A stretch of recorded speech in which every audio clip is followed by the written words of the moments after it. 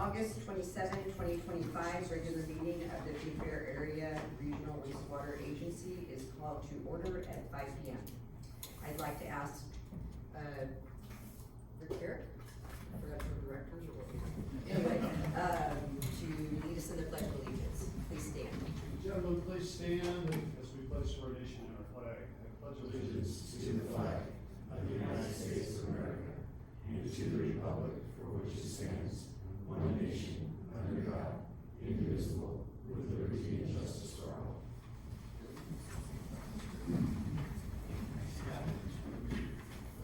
Thank you, Rick. All right, moving on to approval of the agenda. Does anybody have any corrections, or if not, I'm looking for a motion and a second to approve the agenda. So moved. Second. Roll call, please. Director Russo, Aye. Chair Segovia, Aye. Director Miller, Aye. Vice Chair Walsh, Aye. and Director Herrick. Aye. All right, thank you. Moving on to public forum. Public testimony is permitted at this time on the following sections of the agenda: presentation and introduction, information, committee reports, consent calendar, and any other matters within the agency's subject matter jurisdiction that are not included on the posted agenda. Do we have public comment? I don't have any cards for this, no. Okay. Yes, we do. You said toilet to tap, that's 10 A and 10 B today. Okay, well, it's on that vote. Do you wanna speak on, under public comment under those Yes, sections? public comment. Okay. I'll speak on anything,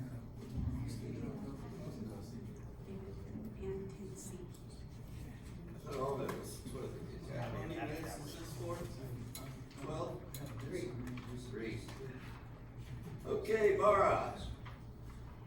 What I'm seeing, here is not just a wastewater project, it's, EV replenish.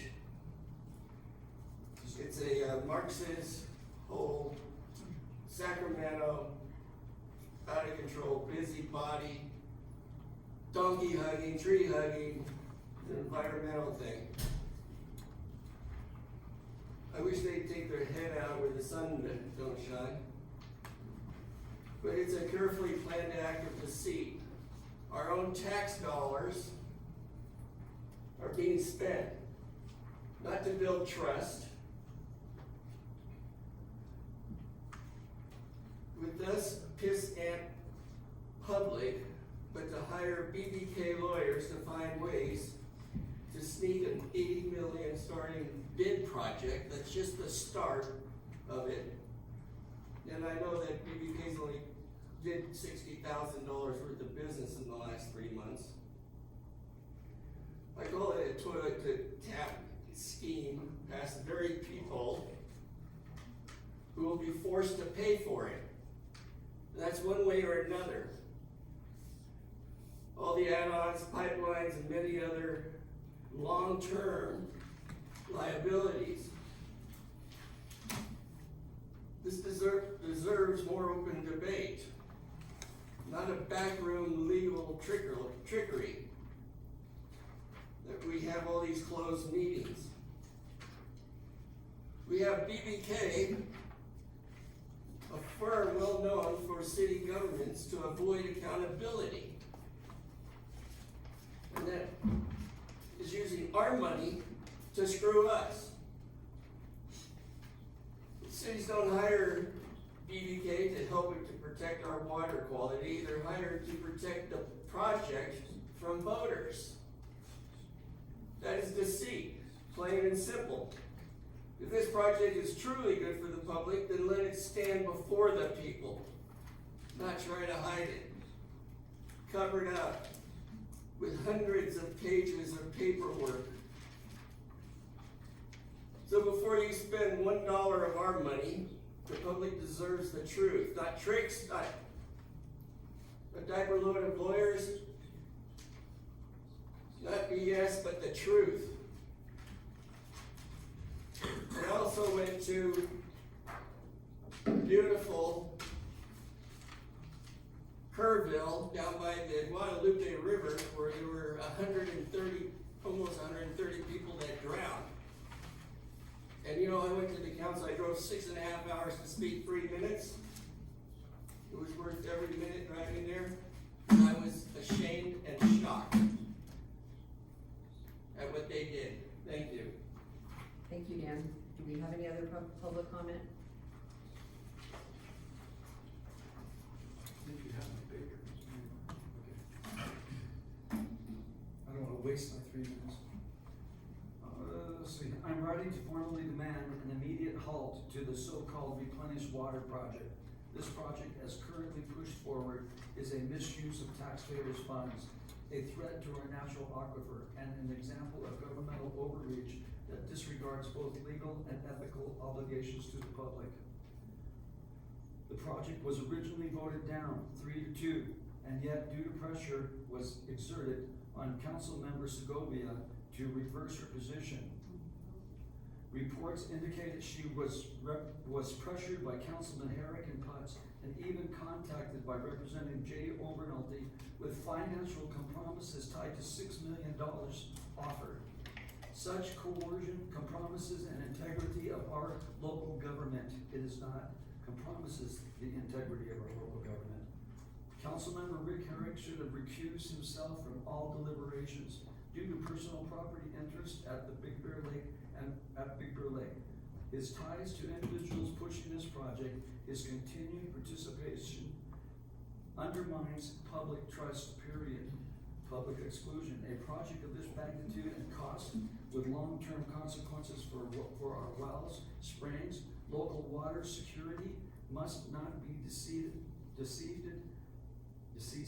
by council maneuvering alone. For 10 years, Barrow has failed to put this before voters, denying the community of its rightful say-so. Environmental and practical concerns. Independent researches that the Replenish projects provides only negligible water benefits, mere inches which evaporate rapidly. The same time, it risks our contaminating, depleting only reliable sources of clean, fresh water. We also have the waste of the reverse osmosis product, and it's hazardous. Our demands: the Replenish Water project be suspended immediately, that all votes already taken under coercion and conflict of interest be considered invalid, that the project be placed on the next ballot period, allowing the taxpayers who will ultimately fund 100% of the endeavor the opportunity to approve or reject it is directly, to reject it directly. You know what that is. Conclusion: this is not merely a policy dispute, it is a question of governmental accountability, environmental protection, and the fundamental rights of the people to decide on a project that impacts their lives and restores failure to address these issues may result in further legal and civic actions by the community. Tom Sitton, I need that paper. Thank you, Tom. Thanks. Do I have my 3 minutes? You already had your 3 minutes. Oh, okay, well, please read the Barrow board to board members. Okay, this is more serious than this is by far. It's just, anyway, maybe I'll get to say it, I don't know, later. Thank you. Do we have any other comment? I'll sit in that line. Worse than that. I would like to address the board and, about this Replenish Big Bear. I've been waiting, you haven't had meetings in the last couple of months, I've been keeping my eye out. The first thing I wanna say is the price tag is, it's ridiculous. We are, it's over 86 million from the last meetings, and you know, it's only gonna go up. We are a small community up here, and we cannot support this. It's unsupportable. Right now, to my knowledge, there's no state or federal mandate for this.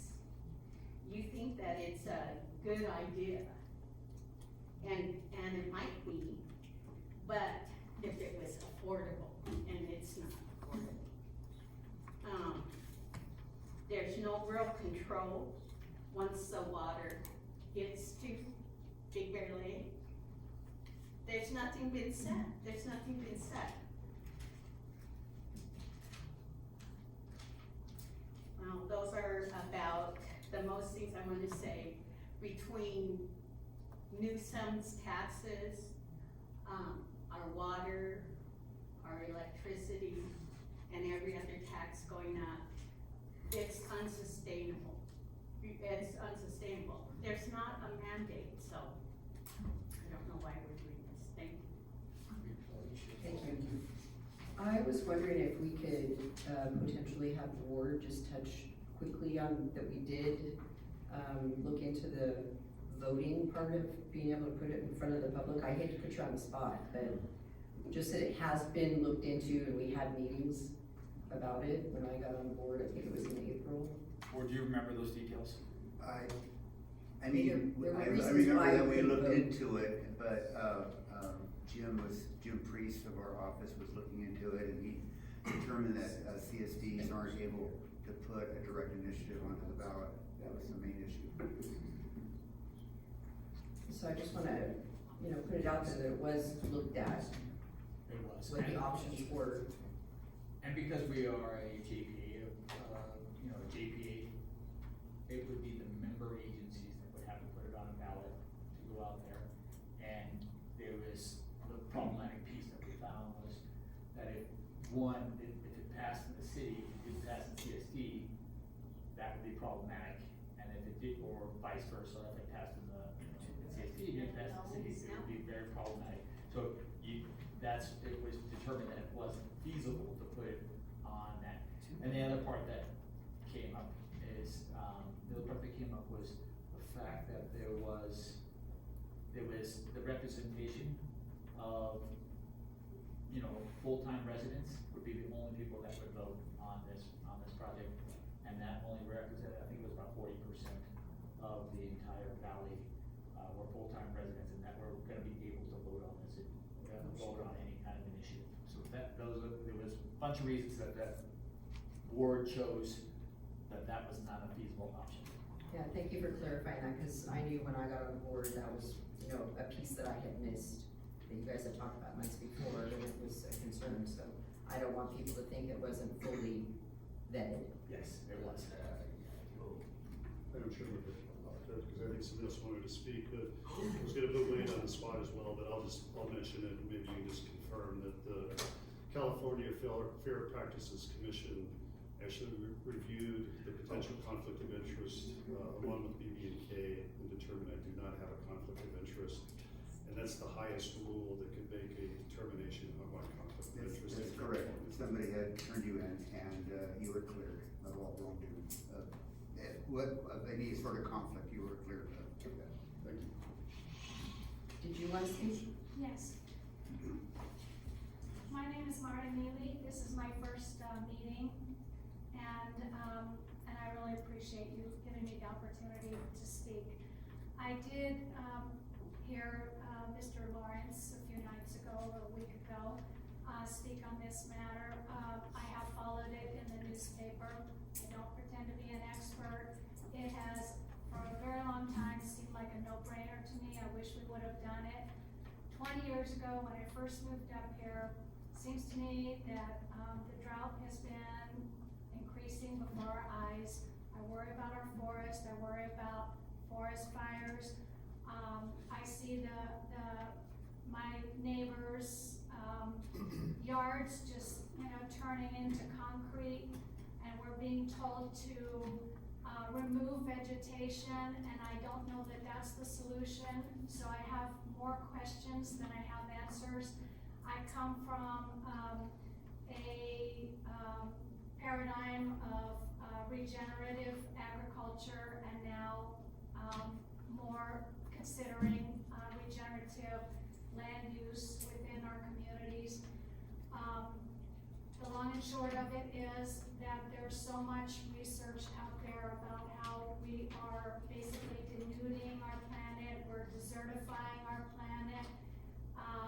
We see it spreading across California and other states, but it's not just here, it's north and south of the equator.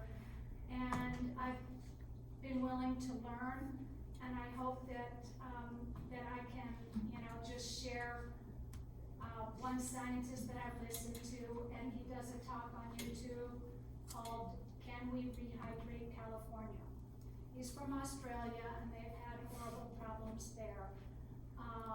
And, you know, for him to care about what's going on in California, you know, is really moving to me. But there is now a movement, Rehydrate California, and it coalesces with, regenerative agriculture, because agriculture is a big part of the desertification process. But we see it, you know, like I said, right in my own community, I see people pulling up plants and chopping down plants, and I am a regenerative, organic gardener. I'm passionate about composting, I'm passionate about producing the best fruits and vegetables without any fertilizer by using pine needles and leaves from my trees and kitchen scraps, and putting back into the earth instead of going and buying bags of fertilizer and potting mix. But that's my position, and I do hope to learn more. But to me, this is a no-brainer, and I'm sorry to hear anybody being personally attacked. I don't think that's okay. Thank you. All right, okay, Gary? My name's Gary Keller, I'm a Big Bear City resident. One of my main concerns with this project was the groundwater recharge aspect of it, and the fact that, this water that's treated, I know even the best treatment systems out there do not guarantee that all the carcinogenics are gonna be removed. And the carcinogenics are not cancer-causing particulates.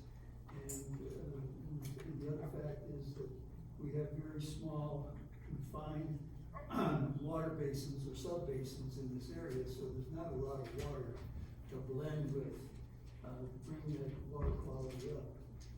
There's an old adage that the solution to pollution is dilution, but we don't have a lot of dilution. A lot of water to dilute the treated water with, and to blend with and bring the water quality up to a drinkable standard. The other point I have is, this is really, the technology is still in the pioneering stage, and that's why it's so expensive. It wasn't, it'd be done worldwide, and it's not. And I believe one of these days, the technology is going to catch up because of the demand. But it's not there yet. And possibly in the future, it would make this project affordable. But at this time, I don't think it is. So, if there's no mandate, why don't we just wait? Thank you. Thank you. All right, anybody else want to speak? All right, we will be moving on. What? Can I speak again? No. You can speak on something else. This is really important. You'll like it. We're going to move on to presentation and introduction. I'd like to ask Kim Booth to come up.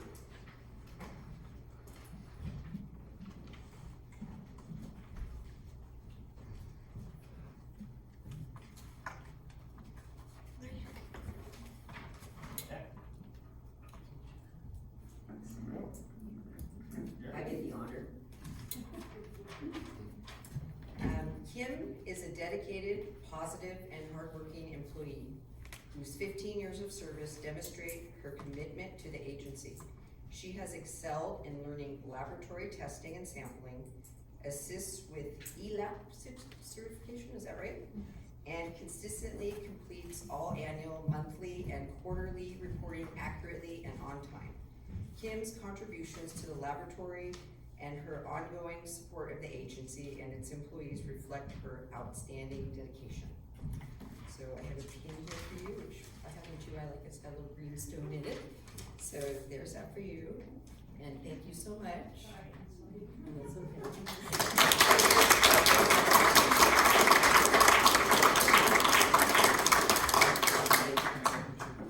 Oh, sure. Thank you.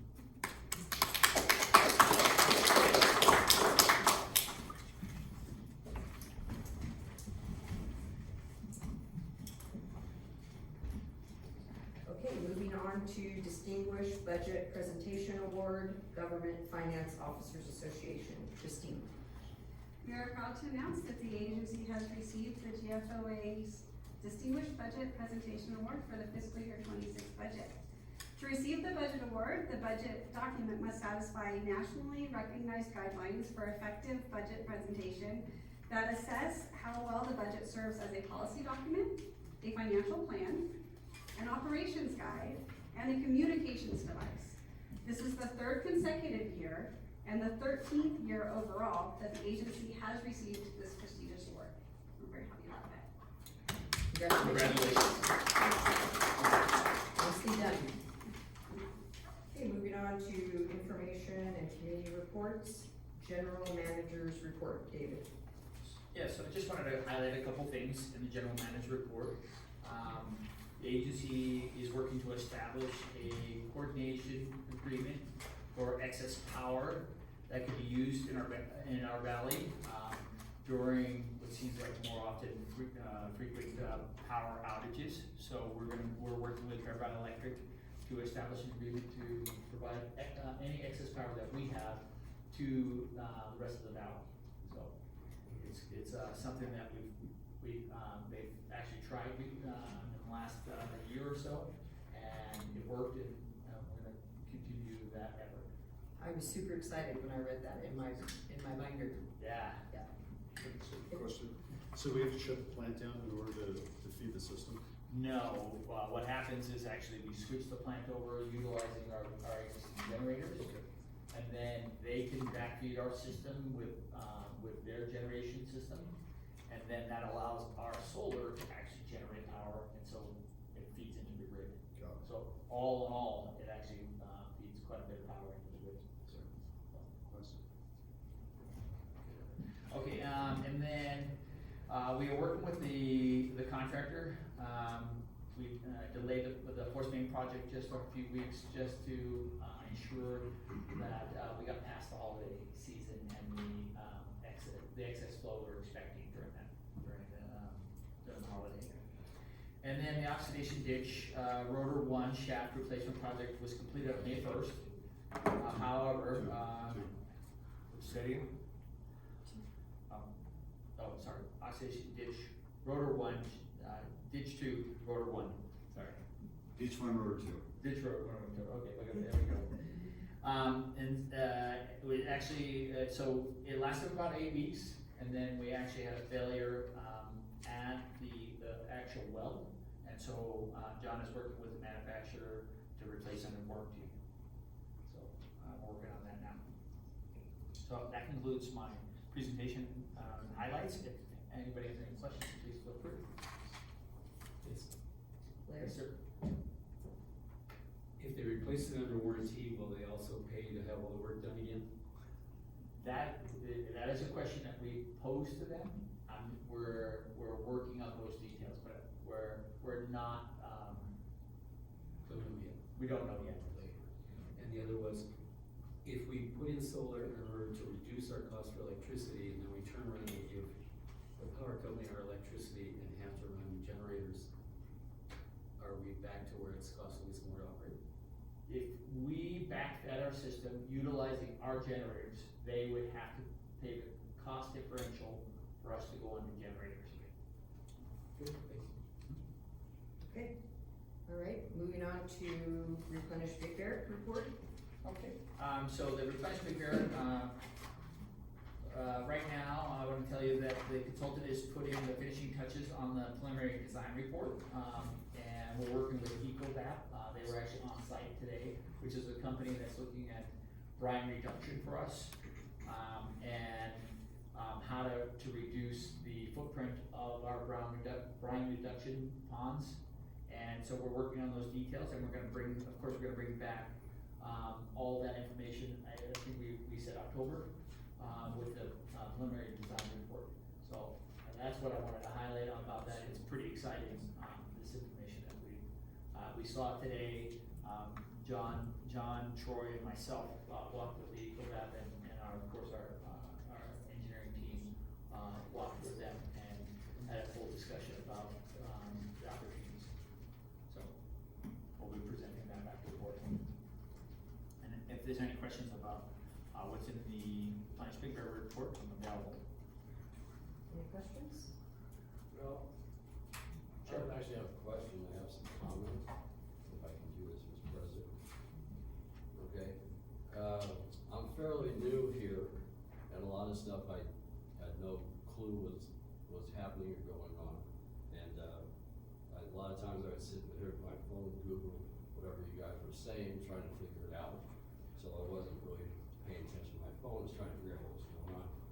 Anyway, as far as the, replenish supply, one of the guys, well, the supervisor of the water department in CSD, recently had to do a big water main along Paradise. And I asked him, what's going on? He said, well, it's 50 years old. Yeah. Well, as far as I know, I Googled, this is also the best of my, knowledge and honesty. I looked up Google, the average age of a treatment plant. And the treatment plant is good for 40 to 50 years. So I believe this is 50 years old here, isn't it? Okay, well, the reason they had to go to the water main was basically everything was rotting and rusting out and leaks and everything else. So I'm just thinking, instead of doing a replenish thing, and I'll get to why I think we don't need that, I think we need to worry about our plant here and all the stuff that's underground that could be rusting and possibly one day, explode or whatever, not explode, but, leak. And the problem is, it's not just water, this is actually sewage and stuff, which, I remember CSD would have to go out anytime, day or night, if there was a leak, and fix it, and they still got fined, $10,000 or whatever for a little leak. So anyway, so this, I think that could be a big problem. I can only imagine how much redoing this whole plant would be. I figure if, this replenish thing is 89 million, I would just guess somewhere around 100 million to do this place. And it's like, well, if we're already paying for the replenish, and then this place here has to get done, who's gonna pay that extra money? Okay, we all know us. So anyway, one of my buddies who's a contractor, he told me about something on division was going on in Forest, Maine. I don't really know what that is, but apparently that went bad, and that's just probably one, I think he said it was 1,000 feet or something like that. And I think he said that it was gonna be like $1 million to fix. And I'm just thinking, we have obviously sewer lines all over the valley, which might come to miles or whatever. And it's like, how much is all that stuff gonna cost? Maybe you got a question, Dave? Oh, no, I was just confirming numbers. Okay, yeah, this is the best of my knowledge here. So, we haven't seen any real plans yet, for the project. For example, if CSD was to try and get any of the recycled or replenished water, we apparently would need 2 wells to be put in, and I asked our finance lady, and she said each well is roughly $2.5 million. So that would be an extra $5 million to CSD. So I think you just mentioned about what happens if the power goes out. I heard that. I guess it's whatever. So the other thing, I Googled about water evaporation, because I started hearing this the last couple of months. Like I say, I'm finally starting to get the hang of this place, and apparently water evaporation is big. We went to a CSD or DWP meeting, and one of the gentlemen there, I don't even know who he was. Actually, even if I see him, I don't know who they are. But anyway, he said a lot of the water evaporates. So I went ahead and Googled it up. How much is water evaporation in Big Bear? And it actually said Big Bear Lake, and it's 15 million gallons a day. So the thing I'm thinking is, how much amount would the replenish put in? If from what I understand, it would be a little over 2 million gallons a day. So if you figure evaporation is 15 million and we're replenishing with 2 million, that's really not enough to keep the lake going. And if we do remember, Lane, I don't know her last name, she gave 2 different presentations, one here, one at CSD. When she was all done, she's talking about how great it was. Larry Walsh asked her, he goes, okay, so will this actually fill the lake back up? And with a long pause, she finally said no. And when she did it here, we did the same thing. Larry said the same thing, and she said no. So the thing is, why do we wanna be 13 million gallons in the hole when we're losing 15 million gallons of evaporation and we're only putting 2? So that's just my thing there. So anyway, I also, as far as, the water supply and, everything, being, what do you call it, these days, patterns of water. Well, from what I asked, the manager, or the finance guy, not finance, sorry, the supervisor at the water department, he says they have, for the last 100 years, they have a plan or a gauge that shows how the water, fills up and then it goes down, fills up, and this is the last 100 years. So I think, someone's talking about, well, we're gonna be in desperate, times and everything else, and it's possible, we don't know. I mean, also an asteroid could hit the earth and mess us all up too, but we don't know about what it is. But over the last 100 years, basically the water, and actually Gary probably has been doing that too as well, but it fills up and goes down. And even the guy at the DWP said, he goes, yeah, right, the last 2 years we had great water supplies, like 2-3 feet down the aquifers, and he said, but, he goes, next year is supposed to be this coming winter is supposed to be bad, and he goes, but we're not gonna see this till next year, because obviously, during the winter time, we're not gonna be using as much water, etc. And I think numerous times, Larry has also said the best thing to do to have extra water is actually watch how much we use it, rather than just try and fill it up with, like say, 2 million gallons a day versus 15 million that is losing. So anyway, so that's just my little thing that I finally came around. By the way, I'd like to thank John. I came down last week to just kind of understand what the heck is going on, and I probably got about 10% more of what I can remember from what he said. It's very complicated, and it's like, it was very interesting as well. I probably have to come down here numerous times, and maybe each time we get 10% more knowledge of what's going on. So anyway, that's all I have to say. Thank you for listening. I had a quick question. Dave, what percentage of the, just off topic, what percentage of the old plant gets replaced by the replenished Big Bear project?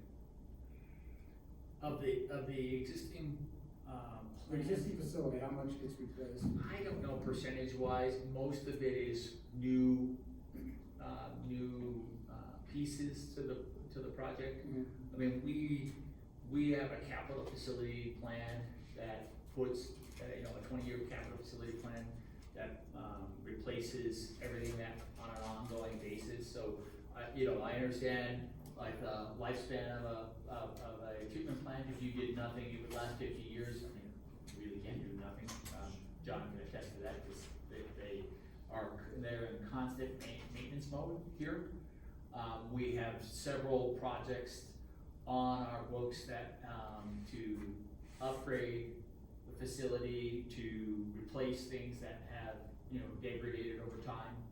And we're well aware of what a typical, that 50-year mark, and that's the stuff that gets put on that 20-year CIP. So, I understand, the perspective, but I also know what we have been doing over time to replace everything. The plans are in place to provide for the future of this plant and moving forward and an ongoing basis, and we have accounted for it in our budget process. So I feel very confident in that. Is that also all this stuff that's underground in the dirt and stuff? So there's a lot of piping that's underground, and some of it needs to be replaced. We have, valves that need to be replaced. Our team is working on replacing a lot of the underground piping for some of backwash system, backwash system in our facility, so they're working on that currently. We have, in the approved budget for this year, we bought the material and are bidding out the replacement of, our, main pump building, headers and check valves project. That's on the books. The force main, the board awarded that contract for the force main, replacement of that force main, the 1,100 feet that you were talking about near the snow play area. So you guys, I think we bid it and awarded it back in May of this year. And like I said earlier, that the contractor is waiting for us to give them the go-ahead until after the holiday to replace that section. If you recall, I talked about that section. It is a 50-year pipe. That happened to be the high point in the pipe, so we had to replace the high point because we did have a few leaks in that area, right? The board approved the repairs of those leaks, but now we're replacing the whole section, so that way we are not forced to make those kind of emergency repairs. We're just gonna replace the whole thing. And again, it is the high point in the line, and that's where the H2S accumulates and eats away at piping. Again, we have an old system. We put it in our capital improvement plan to replace those pieces as they're evaluated and you know, we also have the line that goes down to Lucerne, the 17 miles of pipeline that continuing to down there. We do not know it is 50 years old. We do not know the current status of that line because it's a pressure line, so it's a little harder you have to cut the line open to videotape, and I'm not really that keen on that whole concept of going through the national forest and cutting holes in a pipe. Just not my. Maybe you just push it through it. Yeah, you can't. I have one area that's exposed, and you cannot push your finger through it. It is a steel, a concrete line, steel pipe. You cannot push your, so I feel, confident. I don't know about that line. We are going to evaluate it. It is in a budget to evaluate that line as well. But that is the only way we can take water from this plant down to Lucerne. That is a very expensive pipe. We're talking about probably in this project range, maybe a little bit lower, but not much. Again, and getting another permit to go through the national forest, not too easy. So hopefully that, I'm happy to sit with you and go over each of the capital facility projects that's in our books, the long-term outlook. John is very, very good at replacing pipes and pumps, and we have schedules for everything that goes on in this pipe. I mean, in this plant, and I can't tell you how many pieces of this plant there are, but he is, this is the technical best you have on when he would expect failure in certain things and when to replace those. So I have all the confidence in the world. Well, I do too. I'm listening to him. He obviously knows what he's doing. He does. I appreciate And that. actually, if we ever have a talk, would he be involved with that? Sure, you bet. We'd always have him involved, right? Because, If he wants to. yeah, of course he would. So in response to John's concern about the age of the pipe, what was the estimated cost to replace the pipe to the Lucerne? It's in that $60 million range, $60 to $70 million range. And who pays for it? Barwa. Okay. Barwa would. Which is. So if Prince Figure goes through the pipe, Becomes not as crucial to us, for sure. But we are still using the pipe, it's just not. We would still, the plan is to still utilize the pipe during when we have those high flow conditions, when our member agencies send us more flow than our plant can process. That's when we would end up having to send that water down there. And again, when we're getting 10 million gallons in here and this plant is rated for 4.9796. 4.8, 4.9 million gallons a day, and we're getting 10 million gallons from our member agencies. It's a very tasking situation for our plant and for our staff. Yeah, you know how I am about correct information, so I just wanted to get it out there that we're still using the pipe, it's not being, 100%. yes. This is being used daily.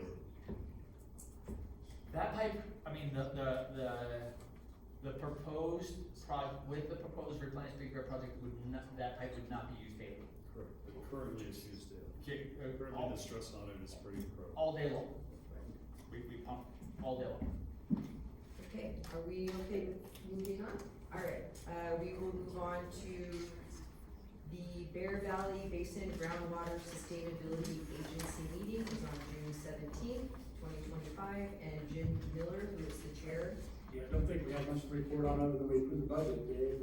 Right, we reviewed the budget, we presented the replenished big bear project, update, to them, and they, were thoroughly impressed and supportive of the project.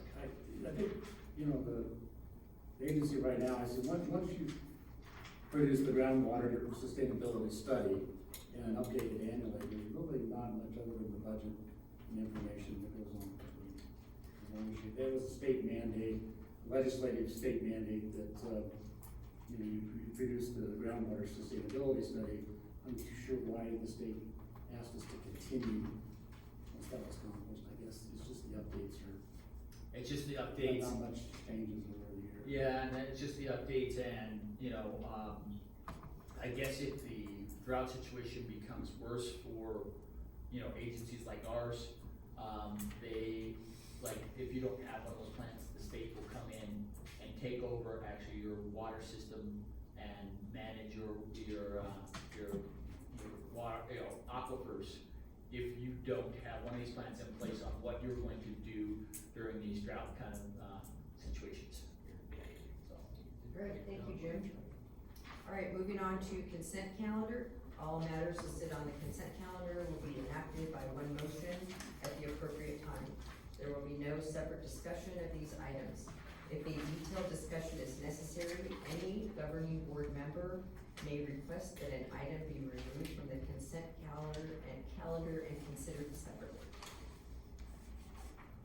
I'd like to make a motion, to accept the consent calendar, but with a comment on item B. Okay. Anybody else wants to pull or anything? Okay. Do you want to make your comment first? or- Sure. So I just want to express my appreciation for the governing board handbook. It is very extensive and it's meant to be that way. And I appreciate the updates as we change some of our policies. So thank you for the work on that. Okay, can I have a second then to approve the consent calendar? I'll second. Thank you. Roll call, please. Director Miller, Aye. Director Herrick, Aye. Chair Segovia, Aye. Director Russo, Aye. and Vice Chair Walsh. Aye.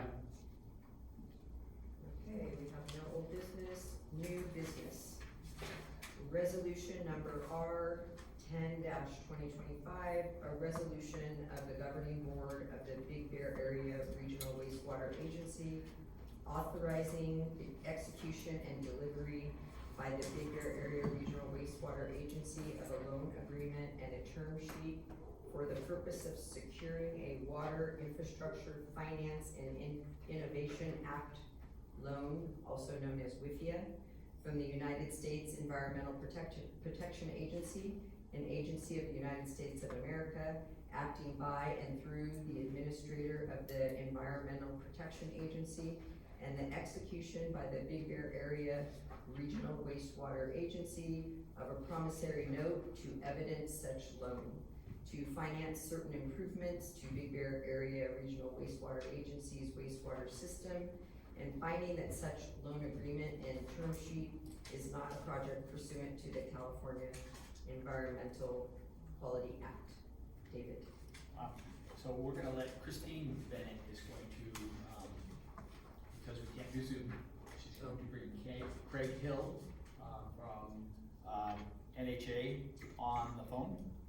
And, so that way, if you have any questions for our financial advisor, he can answer those questions. Hi Craig, this is Christine. I'm gonna go ahead and put you on speakerphone and, hopefully you can hear everybody here, but if you cannot, let me know. If there's questions for you, I can reiterate them, okay? Thank you. Okay, welcome, Craig. Good evening. Look at that, that sounds great. Yeah. Okay, so, on the agenda tonight, is, a Whitfield loan program agreement. This program is administered by the federal government EPA. The program was established to provide low-interest loans and financing for the water infrastructure projects like this. If you recall, you authorized us to submit a letter of interest for the program, which we submitted in October of 22. Then we followed up with an application, which we submitted in June of 23.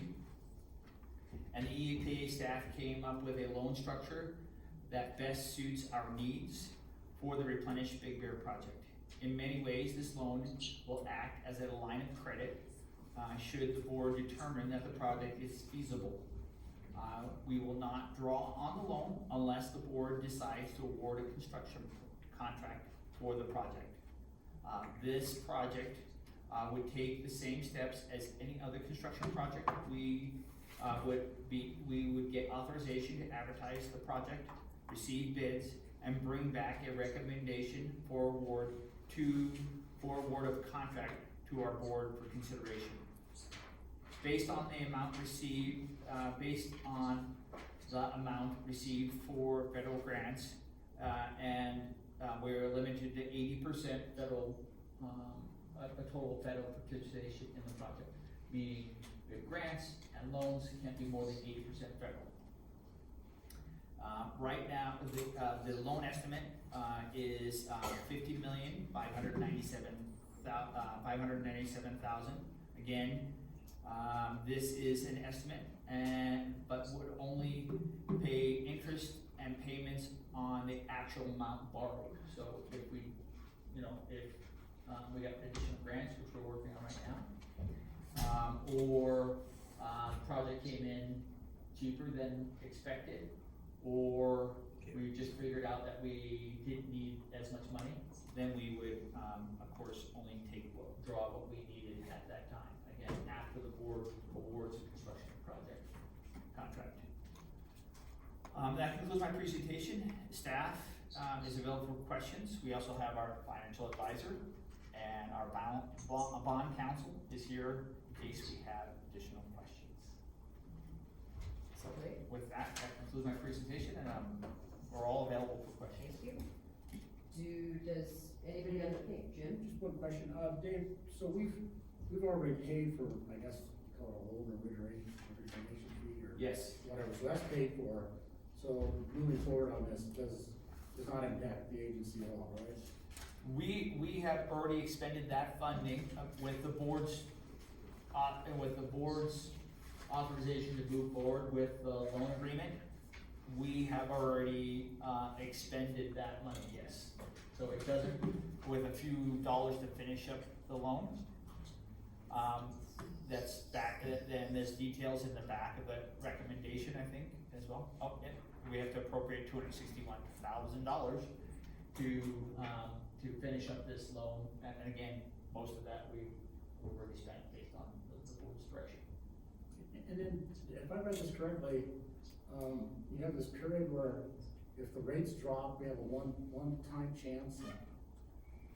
Yeah, so after, do you want to take that, or you want me to?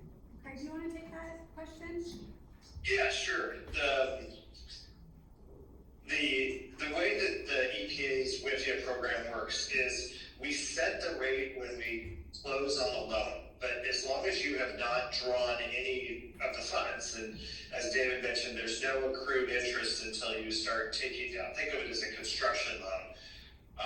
Up until the time that you're ready to draw your first dollar, if interest rates, if the market moved down and the rates were actually lower than they were when we closed, you would have the option to reset the rate one time.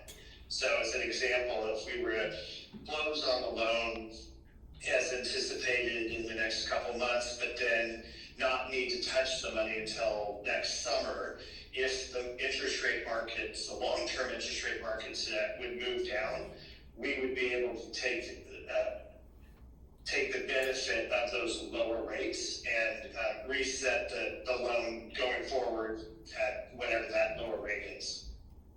And just to clarify, Craig, and we have a 12-month after, I guess, signing the final documents, 12 months after that, is that correct? Yeah, well, I think that's what we're anticipating, but the real trigger is as long as you don't actually activate the loan and draw a dollar down on it, you reserve the right to reset it. Okay.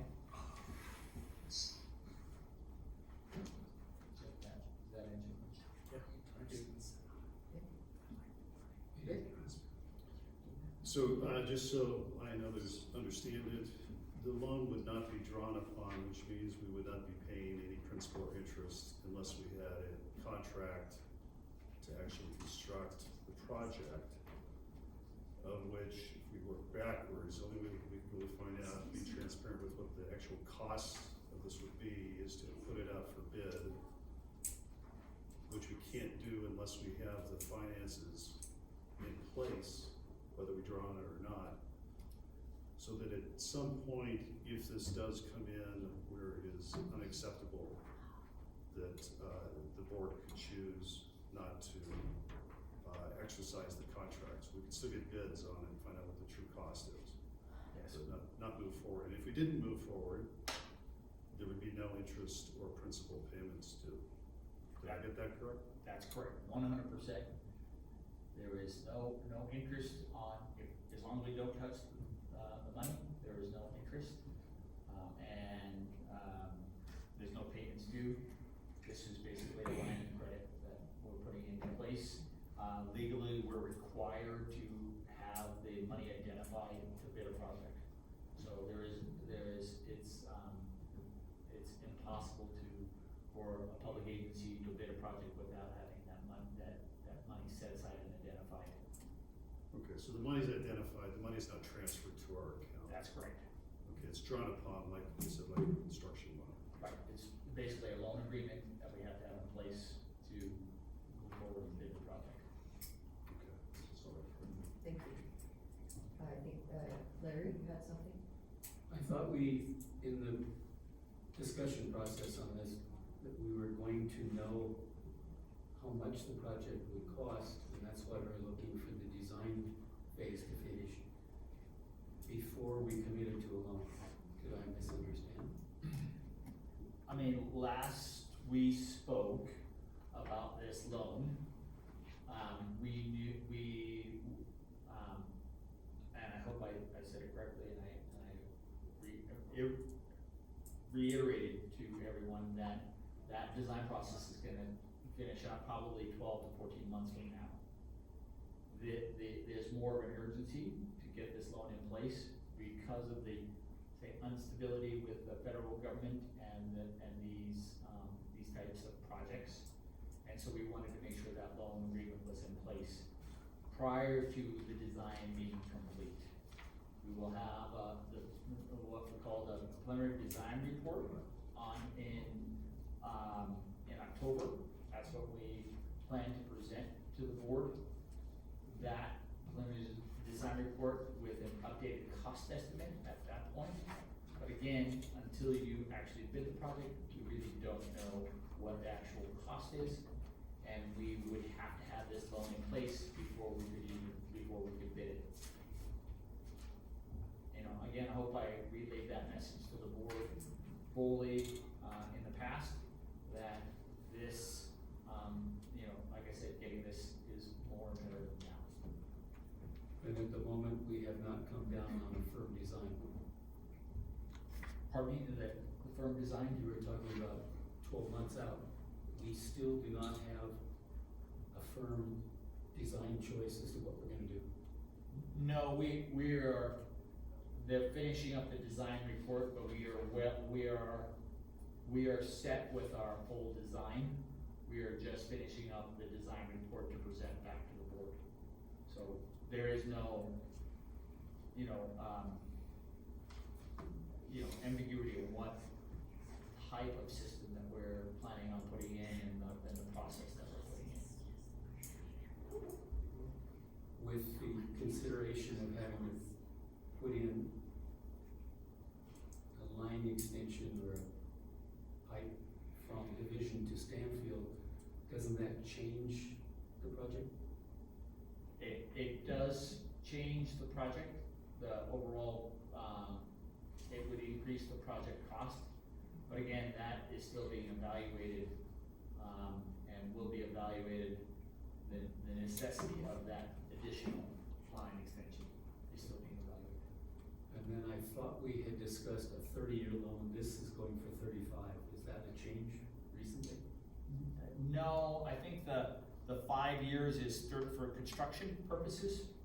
So they allow us the 5 years for construction without having to make a payment, and Arnold, maybe you could clarify that, but I believe that's what the reason it's set for 35 for. is Yeah, for- that's correct. The repayment obligation has to take place after that 5-year period. And then there was also the, it's on page 4, we're talking about prohibition against committing to any other obligations once the Whitfield loan is set. Is there something that narrows that down? It sounds though as if once we were to commit to the Whitfield and we might need money to fix the plant, we can't go out for another loan. You would require consent from the EPA to enter into additional indebtedness. So it could be done, but we have to ask permission. Yeah, and in the past, when we've worked with other agencies to obtain that permission, it's been fairly quick for them to turn around and provide that. Is the idea that they always want to be the first one in line to recover? Yes, I mean, well, they wanna be alongside with everybody else because you do have existing debt as well, so, and with the new debt, they want to be on par with, all of those lenders. Thank you. Okay, no other questions? No questions, I do have a comment. Okay. We, All right, Jen. take it up to promotion. I did have an opportunity to spend some time with Supervisor Rao on Saturday regarding this agenda item. And she felt that it was significant enough to provide me with a few comments that she'd like me to read into the record on her behalf. And it reads like this. Good evening. Since I cannot attend the meeting this evening, I've asked Jim Miller to read my comments. Although the county's representation on this board is largely for the Fawnskin area, the entire unincorporated area should be considered. The area covered by the CSD overlaps my district, so my concerns are for the entire Fawnskin and East Valley area. I would urge a yes vote this evening for the following reasons. Whether we like it or not, the state keeps regulating us, over-regulating us, and this includes groundwater and recharge. I have seen other areas, like my hometown in Yucca Valley, where the state steps in and mandates groundwater recharge, does not provide funding. This isn't fair and it's not financially feasible in most cases.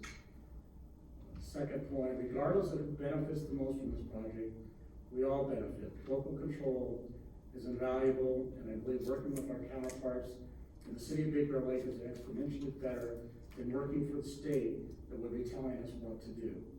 We have all heard that this project keeps the water local. I would argue that more importantly, it keeps the control local. The CSD will have more say and control under this option. The yes vote tonight ensures the county, area, and the CSD have the most control and say over our resources.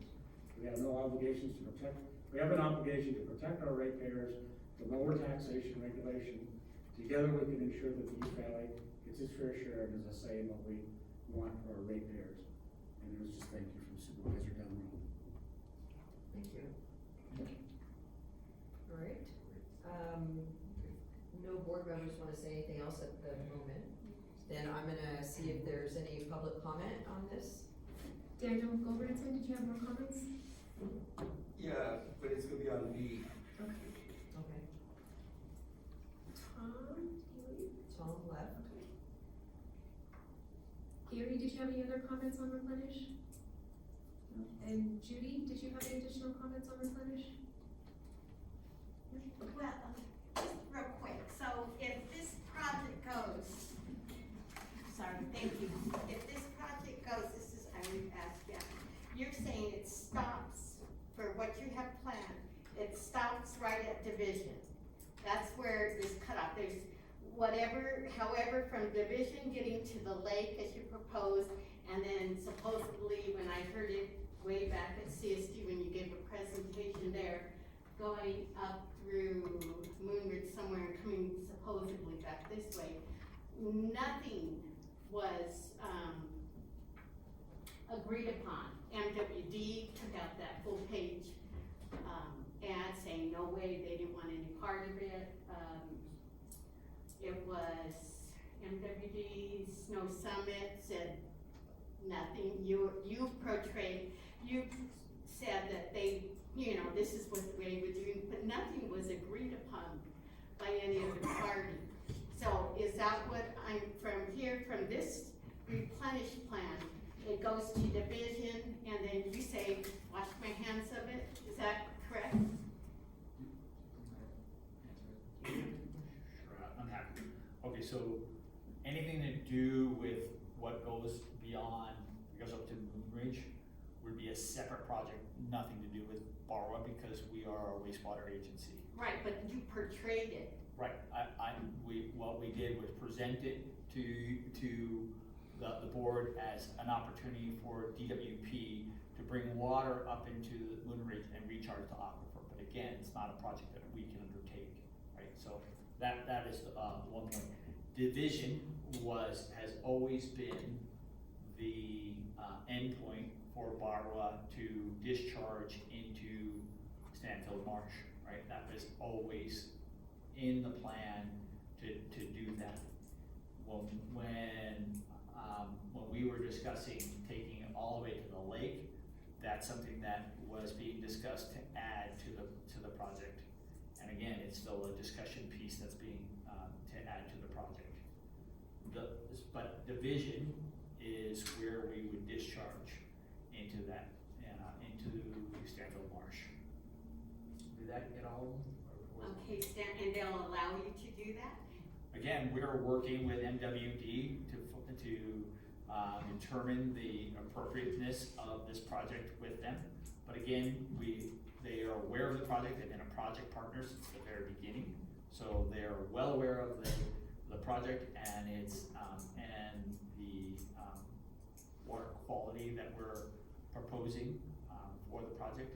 And so, like I said, they actually have put money towards this project in the beginning. And they will, They're saying anything that once it gets to Division, anything after, again, that's after all these millions of dollars, they're still gonna be needing more money to take it to that. So the cost keeps going. To take it to where? To the marsh. No, Stanfield Marsh. the division is Stanfield Marsh. Okay, it will. Right, it'll go into Stanfield Marsh, that's where it will go. Right there behind River Brook, okay. Right, so that's where it will go. And far as the ski resorts, and I don't remember if it's still valid, but they have signed a letter of interest for additional water coming from this project. Was that recently? Because everything I heard from them, Year and a half ago? we did that meeting during the summer when everyone was here, and, everybody said, nah, we want. Year and a half ago, they not only expressed interest, but they signed paperwork to the extent of their interest in, I think it was 120 acre feet. Thank you. You don't have any other cards? No. No? Okay, so is there any other person that wants to speak on this? If not, I'm gonna bring it back to the board. All right, do we have any more board discussion? Just one. Okay. I just wanna clarify something. Design is a little bit different than the engineering, correct? As I understand it, because we're out from the engineering portion of it. The design, No, it's full design. So the design and the engineering go together, so you have to calculate the size of pipes and the process. That is the PDR that we're talking about. And with that final design, with that final engineering part, they'll finish the design.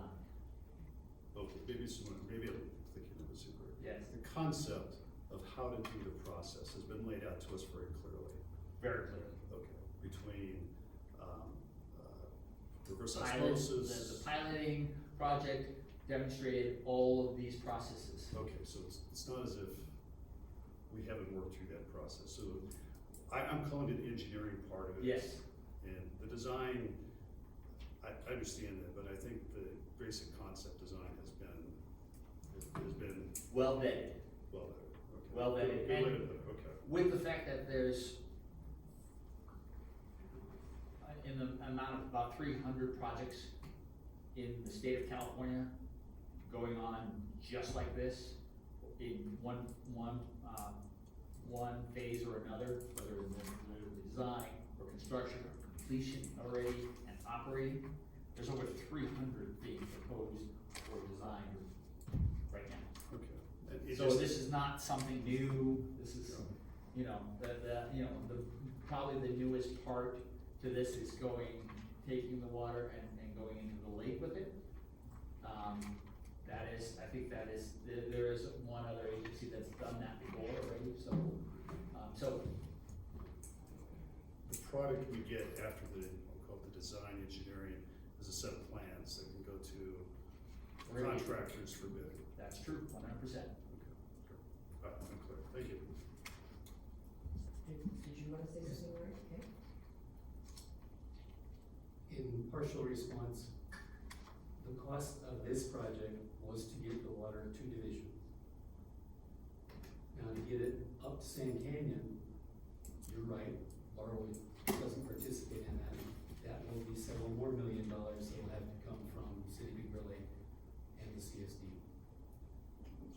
The suggested line now to get, instead of dumping the water at Division, to move it to Stanfield, Mr. Lamison said at your sustainability agency meeting, could run upwards of another $2 million. So yes, there are more costs, more work that has to be done. If we don't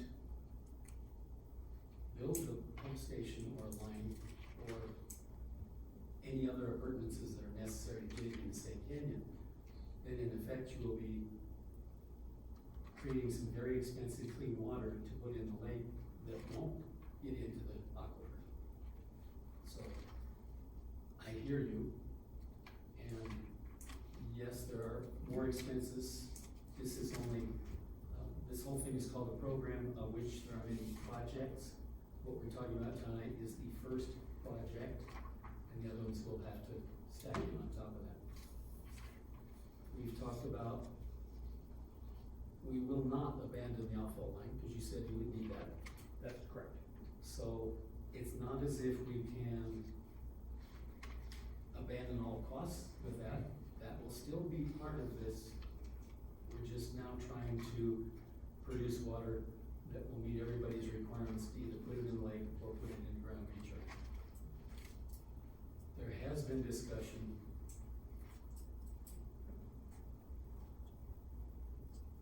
that how is this going to be split up? Who gets how much water? Initially, there was the letter that said we would get 1/3 of the 500 acre feet that would go to Sand Canyon. Well, if you figure 500 out of 220 acre feet produced a year, rounding very loosely, that's a quarter. And if we were gonna get 1/3 of that, that would be 1/12 of the production would come to the CSD for recharge, while we are contributing nearly 50% of the cost to produce it, which is where our concern has come. sorry, I can't give you better news.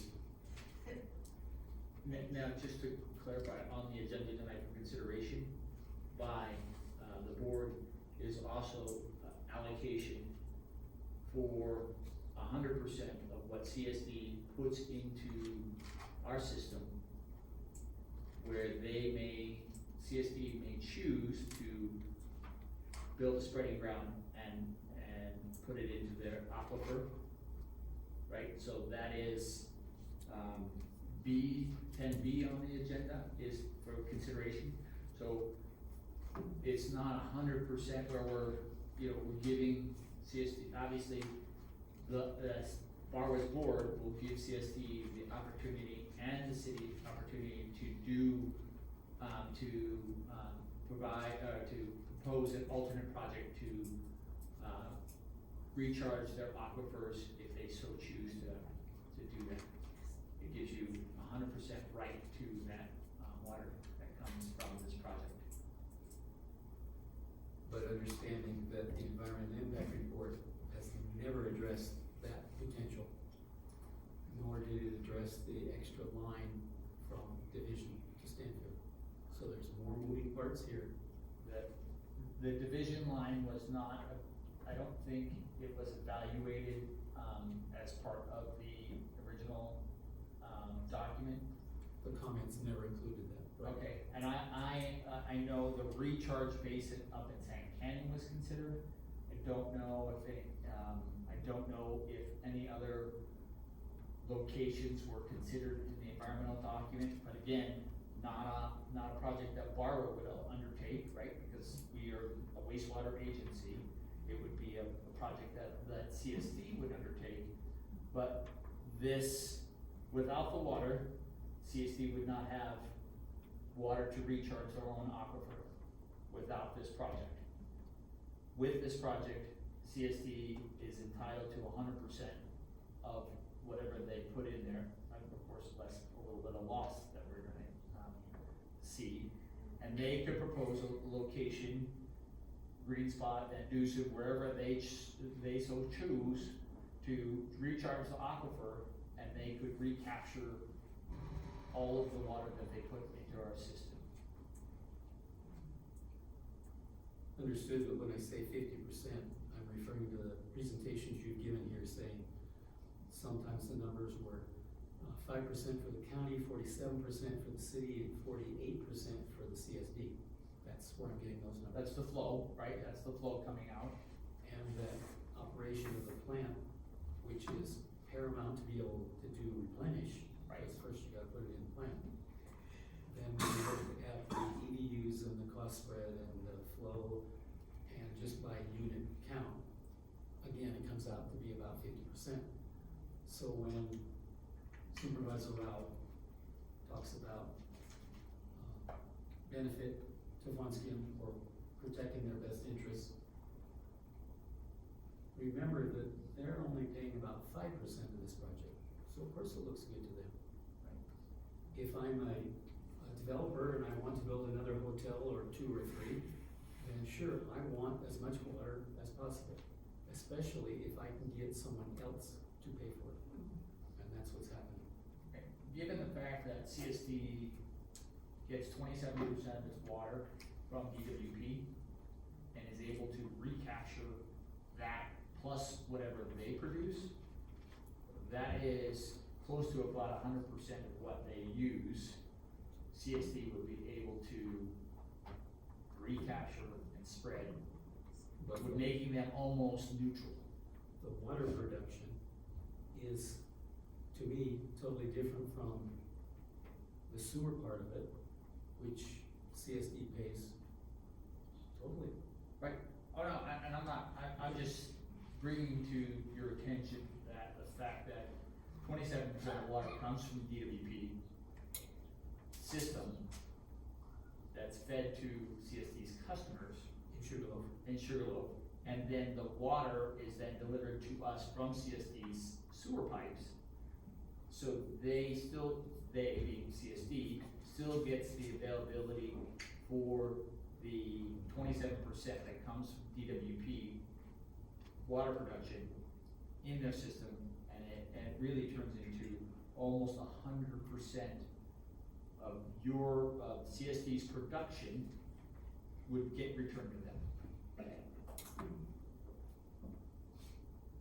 For spraying. That's a big deal. We spoke about water equity, and this is it. I just wanna add that in my discussions with the Supervisor Rao, we talked about both of those issues, and, you know, I think we need to understand that the supervisor represents everybody in the valley, whether you're in Big Bear Lake, Bonskin, Baldwin Lake, Big Bear City, she represents everybody. It's a kind of a unique thing in government in which both the city and the county vote for an elected official for that spot. And, you know, her concern, again, was, I think as Dave said, was the equity issue, making sure it was fair all the way across the board. And the second item on the agenda tonight is an opportunity to provide that equity across the board and give the CSD an opportunity to take their 100%, or their 50% share of the water, or their 100% right to the water, and use it as they wish. And there are potential spreading grounds within the CSD area to do that. I'm on the water sustainability board, and you know, technically the line I think crosses with the drawdown on the water data crosses about 2065. We start drawing down more water than where we put back in. So eventually, at some point in time, we're all going to face the reality that either we have to put water. We have to figure out a way either to stop that drawdown, or we have to put water back into our water basin. I know 2065 sounds like a long way away, but I can tell you, I worked on projects in Riverside County 30 years ago that are just now being built, so it does come around eventually.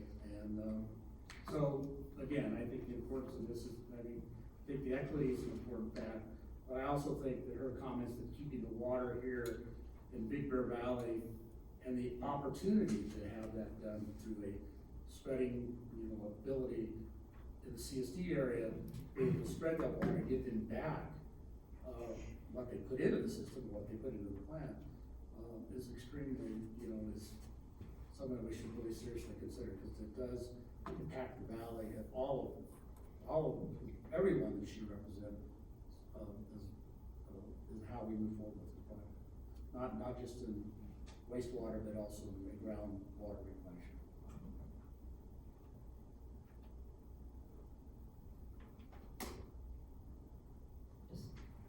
Anybody else want to say anything on the board?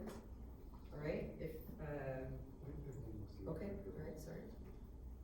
And maybe this is a question, I think I know the answer to it, but, if we approve this tonight, is there, or put ourselves at any financial risk? I don't know who can answer that. There's no financial risk. You're not, drawing down on the loan until you approve, the project. And so, you know, I think you'll have some ancillary costs related to, the EPA's cost, but you're not having to pay interest on the loan itself. I'm not sure about other aspects, if there are grants or anything else that might, that I haven't worked on, that might be impacted by that. Okay. So I don't see a financial risk, and I see a lot of potential upside of getting information, basically getting information for free, because engineering's already paid for, design is already paid for, the initial loan amount was paid for, and we get a real number, which everybody's been asking us for. What is the real number of cost? And so, no risk and a lot of information upside. I see the benefit. Great. I'm looking for a motion and a second on this item. I'll make a motion to approve. Sorry. Okay, roll call please. Vice Chair Walsh, No. Director Russo, No. Chair Segovia, Aye. Director Miller, Aye. and Director Herrick. Aye. It does not pass. Alright, do we move on to item B? Yeah, I can hear you. Okay, we'll talk tomorrow. Thanks. Bye. Probably would say without actually having the money to create the water. I mean, I don't know, the board can take action on it anyways. So the board, yeah, we can take action on it, I mean, the board can take action on it anyways, if they'd like to, on, reserving their right for the water allocation, for this project. I mean, I would like to move forward with it just because I know there's been work that's been done on it.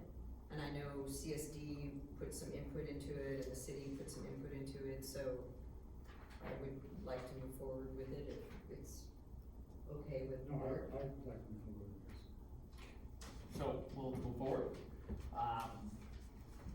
What the board has in front of them tonight is an agreement to allocate the program water rights. This agreement has been reviewed by the member agencies and their councils.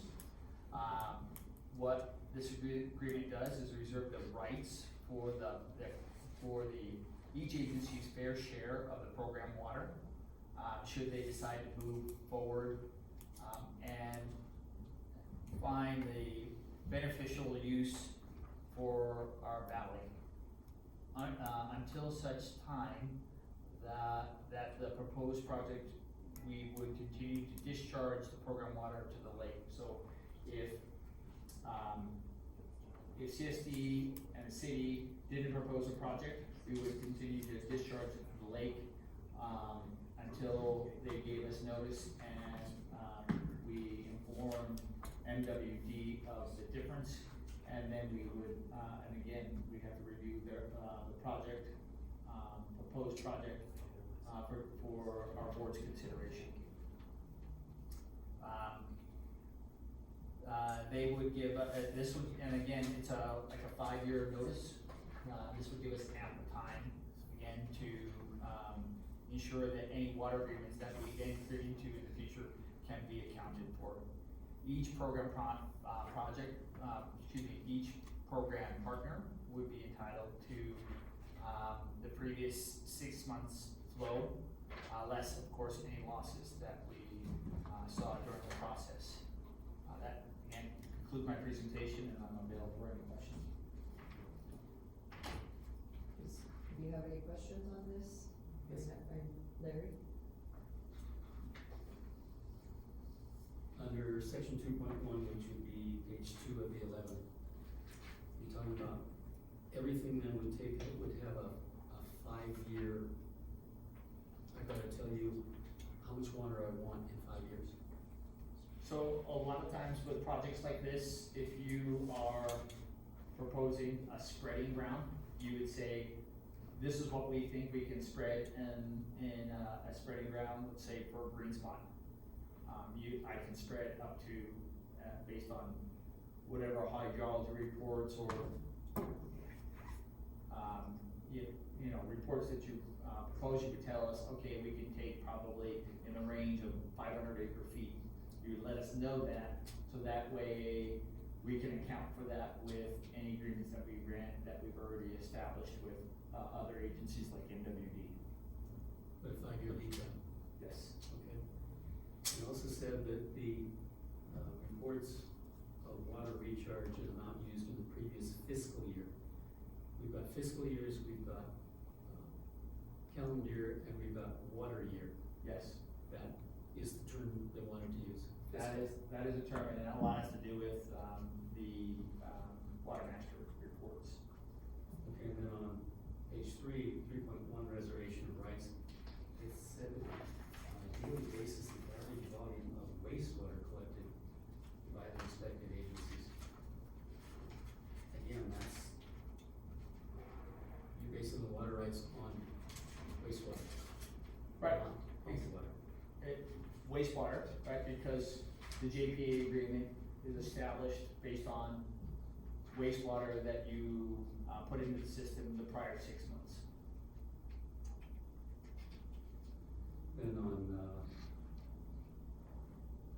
page 4 of 11, with these sections, it's still 3.1. It talks about regulatory limitations or permit conditions with respect to an approved use. Evaporation shall be calculated using the formula established by the Big Bear Water Master. Now, are we talking evaporation off the lake? There is a calculation for, that the water master does for evaporation off the lake, and that's the evaporation that we're talking about there. Okay, and then the next paragraph says it shall not apply to the effluent allocation. Well, what's the difference between effluent allocation and wastewater?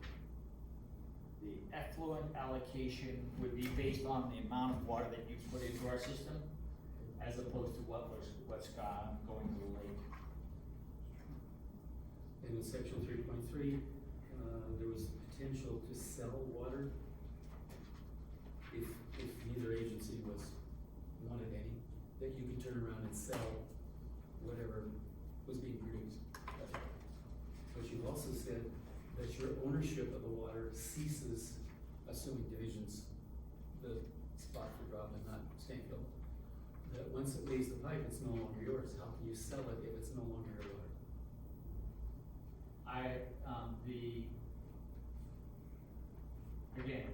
Depending on how, storage agreements in the lake are, developed, there could be Barra or some other agency could have an allocation of water that's put into the lake, used for recharge, those kind of things. And so we would have that opportunity to sell that water based off of those, that, storage agreement. And as I recall, when I asked young lady, whose name I can't remember now, Reggie's daughter. Brittany. When I asked her if, after putting this water at no charge to them in the lake, would they then charge Arwa to take it back out and send it up St. Canyon? She said yes. Has that been resolved? I have never heard, I've heard you say that. I don't recall that. They have never proposed, at this point, they have never proposed a fee to take the water out. She was actually sitting in the chair right next to Glenn. So yes, it happened here, and I did not mishear her.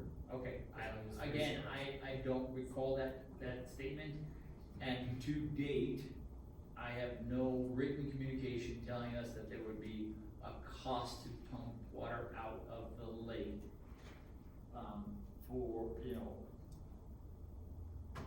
so. And again, the GM for MWD's in the audience too. I don't know that he was here that day. I was not.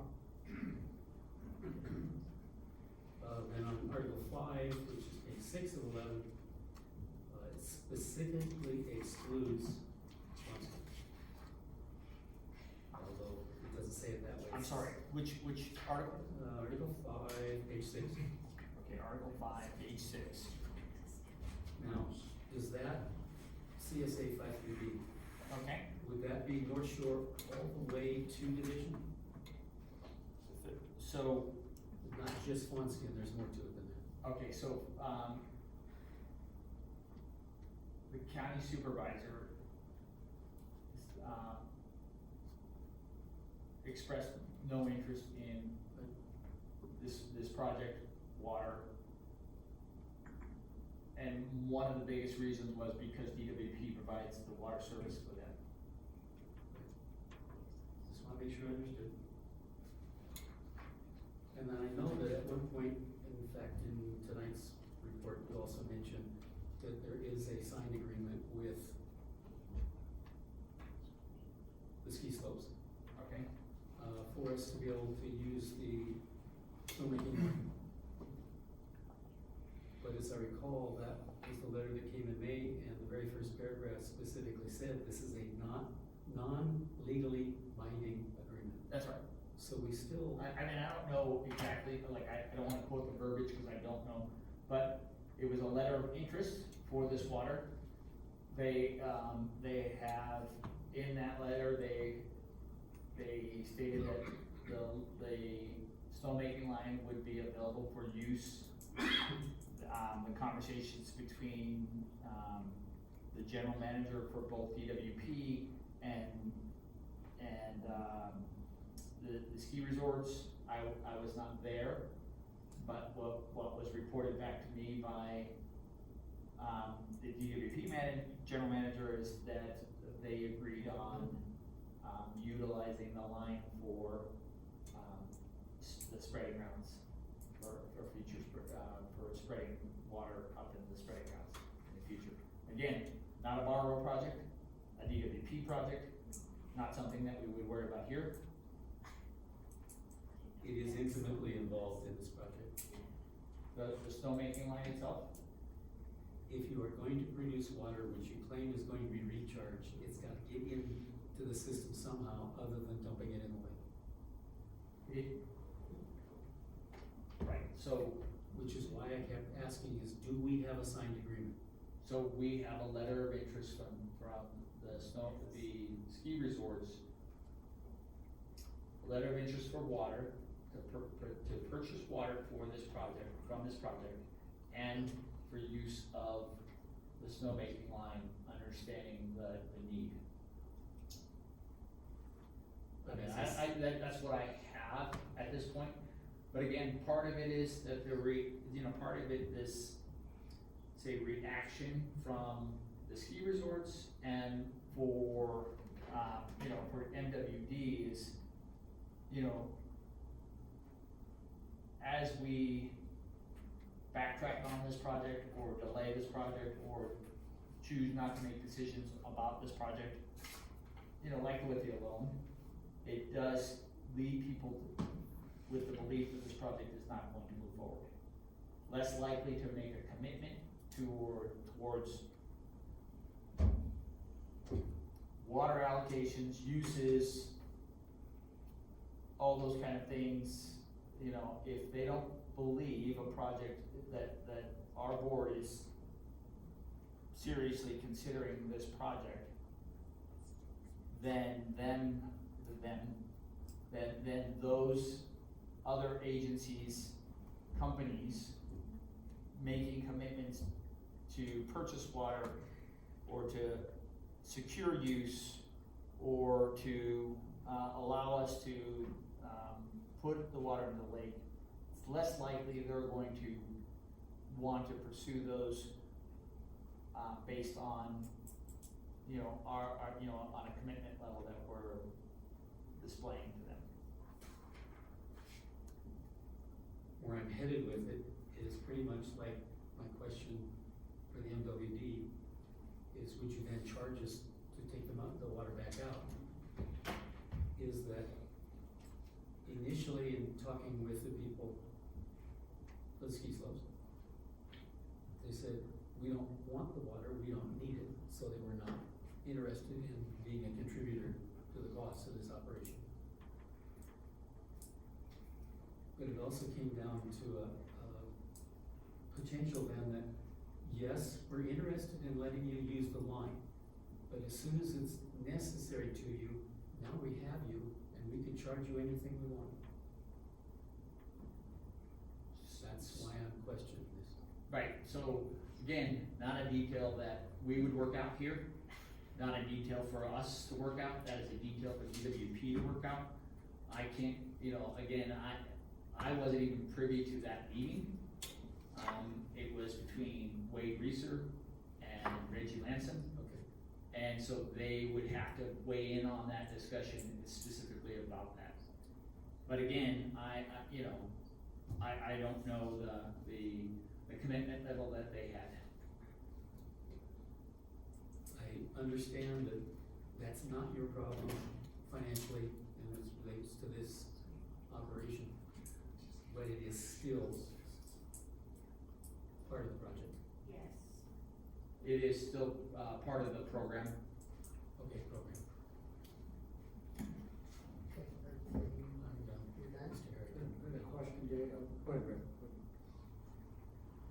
if you have a question, I think have more of a statement. Yeah, So well- if you have a question, why don't you ask your question? Yeah, I just wanna be clear about this, Dave, this agenda item gives the CSD the ability or the possibility of never putting their water into the lake, but instead running a pipeline from here to a recharge area within their fair share, is that correct? Is that how this works? That's 100% correct. So CSD chose not to put their water in the lake, the issue about buying it goes away, or taking it back out goes away, and then they would just take their water and, I guess, either put it in the ground, or I guess they could sell it if they wanted to, or becomes an asset to the CSD, right? CSD would have the rights to their water and Yeah, right. to recharge, do what they, yes. Yeah, okay. So,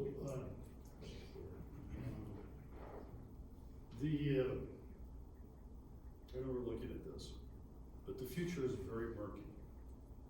And, I was hoping we get clarity by getting actually bids, by having, being able to put this out for bid and clear up that, but it's murky, unfortunately. With that, I can't agree to any of this, to be quite honest with you. I mean, there's a certain amount of unfairness that's built into it, that's unfairness against the City of Beaver Lake Department of Water and Power that is, acceptable, to a certain point, but at this stage is totally unacceptable. And I don't think that we could, I would definitely vote this down as it stands right now, until we get some sort of clarity of where we're going in the future. So, I don't know if you need a motion not to accept this. I mean, it's kind of an odd way to do it, but, You can table it until we do it. well, I don't wanna bring it back for hollow discussion as well, so I don't wanna necessarily table it. I don't know the proper way to handle a motion. And maybe I won't get a second, maybe more people wanna discuss this on it, but, I agree, Rick, I could, to get clarity on this is, well, I feel like I'm in a circular argument here. Basically, what's happening is, this agenda item would have given equity to CSD, but without knowing where we're going because of the Whitfield law, it really becomes not, it's either, like you say, it's either needs to be tabled or we just.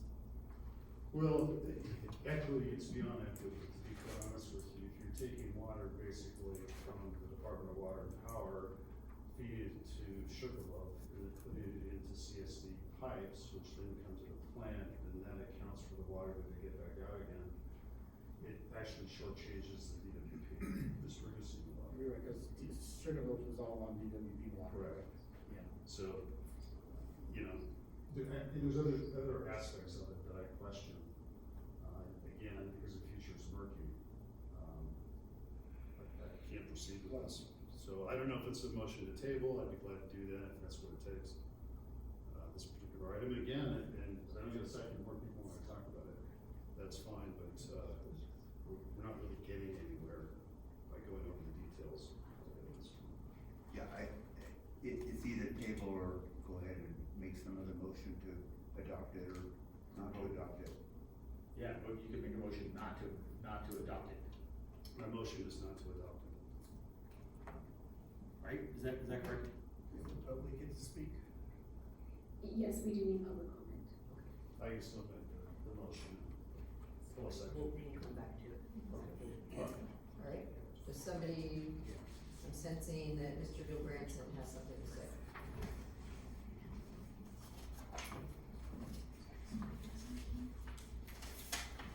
Yeah, once again,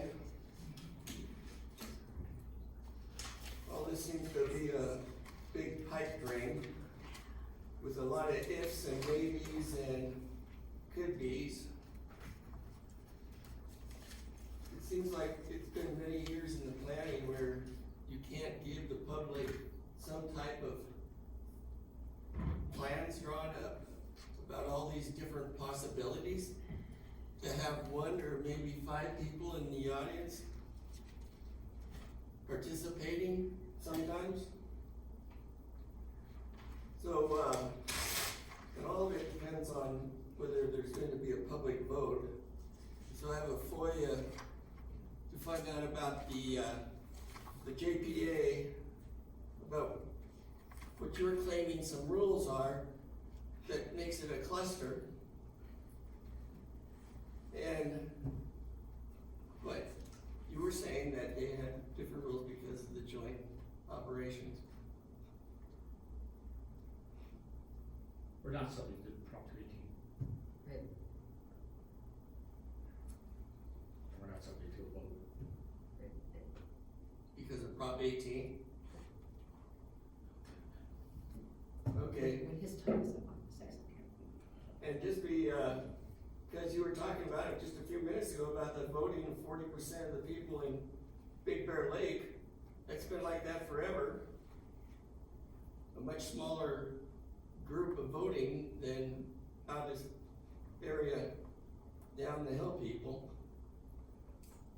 But this still has to do with property taxes, and I don't know how you can get around that without having the public vote on it, because you're taking away their constitutional rights of having a say in the government. And it seems like to me, you're just gonna be using BBK and a lot of lawyers to try to sneak it in somehow, some way, and however you can. And it just doesn't seem logical to me that this should be a referendum for the valley, the entire valley. And I don't care if it's part of some other joint thing, they can, seems to run like a separate operation, and you can have other agreements. So I'll be looking into it, so, thank you very much. Yeah, this is the Prop 218, this is actually what, at the fire meeting the other day that Glenn and I were speaking with you about. It's difficult because it's a joint powers agreement, and the customers are actually Big Bear Lake customers, DWP customers, they aren't customers of Barwa. So like David has said, Barwa only has 3 customers, and it's Ponskin, Big Bear Lake, and CSD. So it's complicated, but it's what we were touching on. Everything's complicated, but it's still, eventually it's gonna raise property taxes, period. And the people have a right to vote on it when it comes to property taxes. You can't just finagle some way to, make it go away. So I'll be looking into that. All right, is there anybody else that would like to speak? No? All right, I'm gonna bring it back to the board as long as, does anybody hear the board? Okay, Rick has a motion, I'm gonna second that. Chair Segovia, Aye. Director Russo. Could we restate the motion so I understand whether it's a yes to a no or a no to The yes? motion is to not adopt this agreement, so a yes would not adopt the agreement. Okay. Chair Segovia, Aye. Director Russo, Aye. Director Miller, Aye. Director Herrick, Aye. and Vice Chair Walsh. I would say no. You want to adopt this agreement? If I'm understanding the motion, yes, I Okay. think that this should be pursued. Okay, we are going to move on to connection fee refund request, 1029 West Airplane Boulevard, Christine. So just real quick, CSD is requesting a refund of the sewer connection fee for 1029 West Aeroplane Boulevard. Pursuant to ordinance number 001/2019, member agencies must submit a connection fee reduction or refund request in writing to the governing board for consideration during a regularly scheduled meeting. The request from CSD is included as an attachment to the staff report, and I'm available to answer any questions. Questions? I remember vaguely hearing something about this. Lady bounced her check. And we already sent the money to Barwa. So now it's essentially trying to get the money back to the CSD. But did she get a connection? I can answer that. No, she has not got a connection yet. She's trying to secure financing to get the payment so that she can pay our fee, which we'll then pass on to VAWA. But the problem occurred as stated in their board packet, the June 30th cut-off date. So we're not leaving the borough holding the bag. Yep, she does not have a connection. Is that good? All right, anybody else? No, if not, I'm looking for a motion and a second on this item. We need public comment. Oh, sorry. Public comment? No, okay, all right. A motion, I'll move to approve. second? I'll second it. Director Miller, Aye. Director Russo, Vice Chair Walsh, Aye. Director Harris, Aye. and Chair Sidoti. Aye. All right, moving on to resolution number R 11-2025, a resolution of the governing board of the Big Bear Area Regional Wastewater Agency expressing appreciation to Jim Miller for dedicated service as a member of said governing board. David, take it away. I just wanted to take this opportunity to thank Mr. Miller for your 6 years of service to this agency. It's been an absolute pleasure to work with you here at this agency and at the city. Mr. Miller and I worked together at the city. I think your title was Director of Community Services? Development Services. I was Public Works Director, City Engineer. We worked closely together.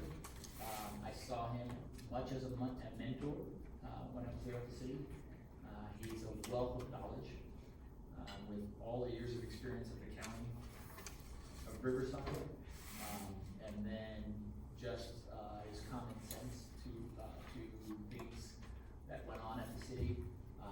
It's been an absolute positive pleasure working with him again at the city and here at VAWA, and I just want to thank you for your mentorship, and I look forward to whatever life brings for you in the future. Thank you, Dave. Just to make a couple comments, yeah, it's been an interesting 6.5 years. At least it's a board. One of the several boards I've been on, this one has definitely been the most interesting, not only from a public standpoint, but just from an intellectual standpoint, trying to understand this process. But I really want to thank VAWA staff. You guys are great. You run a great, besides all that goes on with Replenish Big Bear, this is a very well-run facility.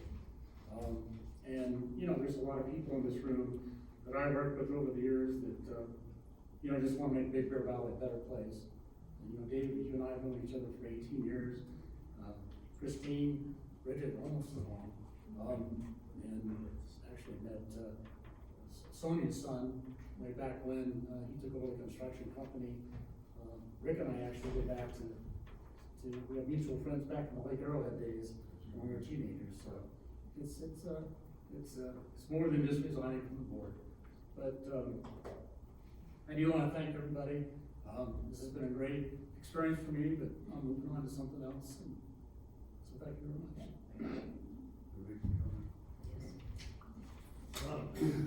Well, first I think it'd be missed. Your expertise that you have, that you gained over the years with the different municipalities you've worked with, and also with water, wastewater, and so forth. It's been incredible. Plus, you're the epitome, in my opinion, of a mountain man. Because of your knowledge and time you spent in the mountains, I see you up on the slopes, I see you out enjoying the great outdoors, and I can't believe you're moving out of state, but I can. And surfing, by the way, and surfing. And surfing. But anyways, it's been a true pleasure, having you here. It's gonna be hard to find somebody to fill your shoes, and hopefully you can be a mentor, and who's ever gonna come in and take your spot, we'll rely on you from time to time. We've got great Wisdom and representative. knowledge as well. Don's picked a great representation from the county. Take my place. I think you'll enjoy working with him. So from the city of Big Bear Lake and from myself personally, I just want to say a tremendous thank you for your dedication to all of us, all the citizens here in the Big Bear Valley, and for the betterment of our community. And we're legit on this.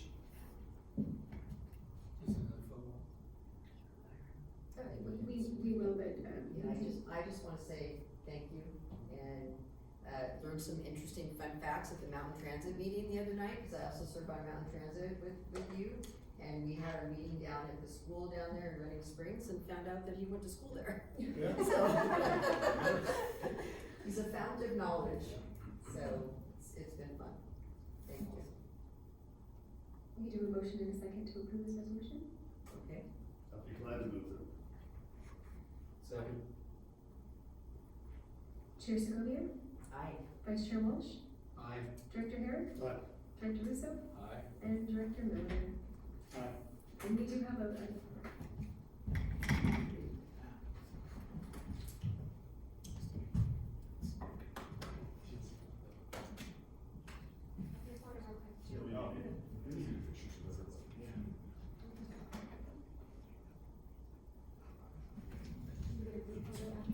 Yeah. I think the part of it is the most is being able to tell Dave what to do. Everybody likes that, what are you talking about? Okay, moving on to general manager comments.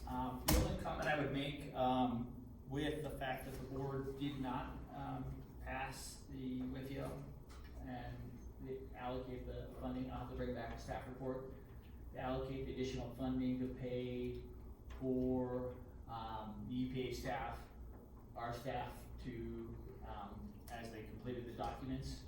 So we have to pay for it anyways, and that was at the direction of the board to move forward. So we will have to get additional allocation, I think it was $261,000 to allocate towards to, pay for. That included, NHA, that Okay, included. so we'll figure out an Constable exact and dollar jail amount, for you. but there'll be additional, money that'll have to be allocated, to finish the process of, not completing the loan. And, well, I mean, it'll be in the staff report, but Yes. when we voted to move forward with the project plan, are we gonna have to pay that back also?